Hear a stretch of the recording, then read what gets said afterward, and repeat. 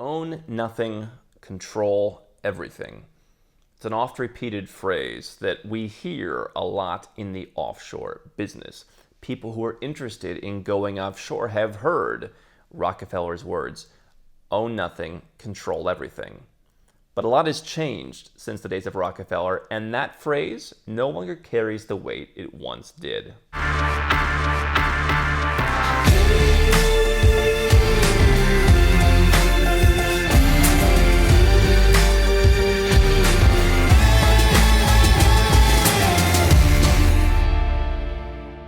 Hey, I'm Andrew Henderson, and in this video, I'm going to share with you why I think, as a working principle, own nothing, control everything really isn't nearly as effective as a lot of people think it is in this day and age. Now, the foundational principle is very interesting. I think there's still some merit to it. It's still a good idea to borrow from.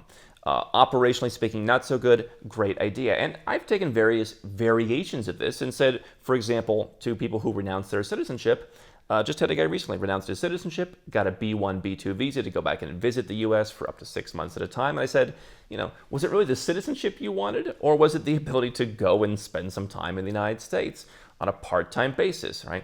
Do you really need the thing, or do you just want the benefit? I think there's lots of great foundational ideas in this idea. But what I found these days, in the era of information sharing, in the era of the Panama Papers and crackdowns, and a lot more transparency than existed a long time ago, it doesn't really work. And it's really been promoted largely by people who want to sell trusts, people who are on the shadier end of the offshore business. As you know, I'm the goody two-shoes of the offshore business. And so no doubt some of these guys are going to complain and say, Andrew doesn't understand. He's just a joker. He doesn't have any money. Listen, I'll put my money up against the guys promoting their little seminars about, backflip asset trusts. Happy to do that any day. I'm not in the business of selling people tools to think that they're owning nothing and controlling everything. Here's why it doesn't really work as effectively anymore. Number one is taxes. You have FATCA, you have CRS, you have all kinds of automatic information exchanges, you have the qualified intermediary, you have all kinds of different things that not only allow governments to more and more get reporting on what your assets are, but also to go after those assets in other countries, okay? This is the era, if you're trying to own nothing and control everything, to get away with something against the tax man, you're going to have a lot harder time.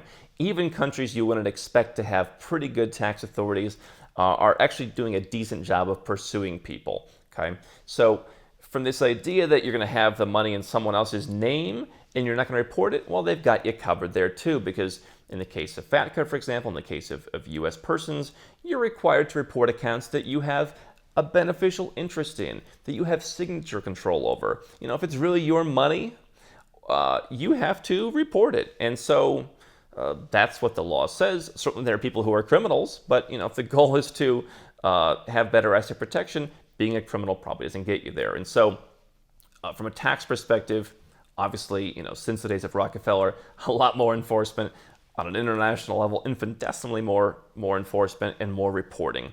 That's the first problem. Number two, privacy just isn't what it used to be. We'd said in a recent video, I talked about the so-called death of tax havens, where these traditional offshore tax havens are increasingly going along to get along with organizations like the OECD, the European Union, who want them to have more and more transparency. So the ability to have some kind of opaque structure where you are the owner of a company and nobody really knows you're the owner of the company, and so the company controls the asset, is increasingly difficult because a lot of corporate registrars around the world are opening up. They're disclosing.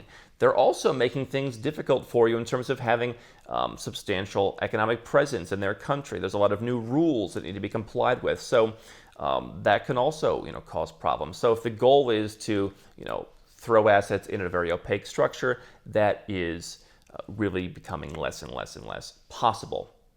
Number three, asset protection. What we've seen in some cases around the world is, judges look at, what's the substance of this? People for years have talked about, nominee directors, nominee shareholders, putting other people in charge of their stuff. Had someone come to me recently, he was really into own nothing and control everything. And I'll tell you, it made it very difficult to make a really workable, holistic plan for him. It really made it difficult because everything came back to, I don't want that in my name, don't put that over here. Now, from an asset protection benefit or basis, we've increasingly seen judges saying, yeah, I mean, I don't think that guy's really the guy. I think you're the guy. And some of the asset protection benefits have been diluted. And the fourth problem that I see with own nothing and control everything is just operational issues. Now, obviously, operational issues can be made easier by not only outsourcing, but by working with higher quality institutions the more money you have. So this is one issue where if you have $200 million, it's easier than if you have $1 million. We recently had a gentleman who did sell a business for about $200 million. And he did a more watered down version of own nothing, control everything. He had structures that basically fed into a legal tax plan.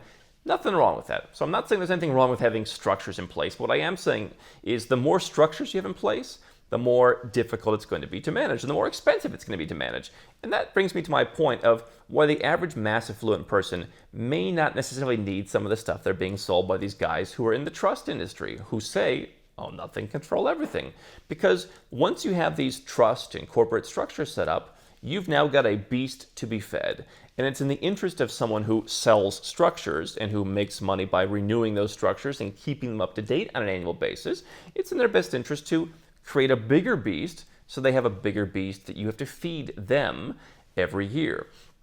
I recently talked to one of my bankers. I said, you know, if someone has an account with you and they were to move to putting all their assets in a trust, you know, how would that work?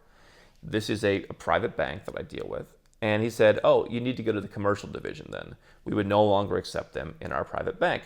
Now, obviously, there are private banks that are very familiar with trust structures, and they even specialize in that. So I'm not saying it can't be done. What I am saying is, operationally, more forms to file, more things to deal with, more headaches. This is not one size fits all. Again, I'm not saying don't have corporate structures. I'm not saying don't have a trust. I think there are situations where that works very well for folks. What I am saying is don't buy stuff that you don't understand. Don't buy stuff that you don't necessarily need, all under the guise of, I think it sounds sexy to own nothing and control everything. One thing I found about the offshore business, and even if I look back at my own interest in the very beginning, is when you don't really understand it, or when you're not doing it, and you're just kind of looking at it from the sidelines and saying, that seems interesting. There's almost this thing, people want to be like a Bond villain.